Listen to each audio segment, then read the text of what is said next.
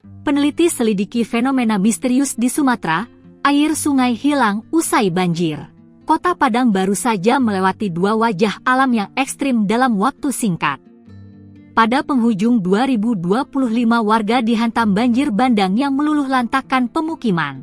Kini di awal 2026, pemandangan kontras tersaji, Batang Kuranji tampak kurus, kering, dan menyisakan hamparan batu di dasarnya. Fenomena sungai Batang Kuranji mengering pasca banjir bandang pun menjadi sorotan publik. Akibatnya, pasca bencana banjir bandang, fenomena kekeringan melanda 5 dari 11 kecamatan yang ada di Kota Padang secara bertahap. Pakar sekaligus dosen Departemen Ilmu Tanah dan Sumber Daya Lahan Fakultas Pertanian Universitas Andalas, UNAN, Dian Fiantis menjelaskan penyebab sungai itu mengering. Menurutnya itu adalah kondisi alami daerah aliran sungai, DAS, terhadap hujan ekstrim yang diikuti melemahnya simpanan air tanah.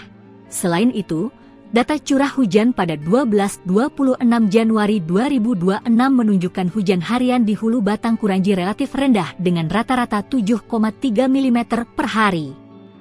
Intensitas ini dinilai belum cukup untuk mengisi kembali cadangan air tanah yang telah terkuras akibat hujan ekstrim sebelumnya.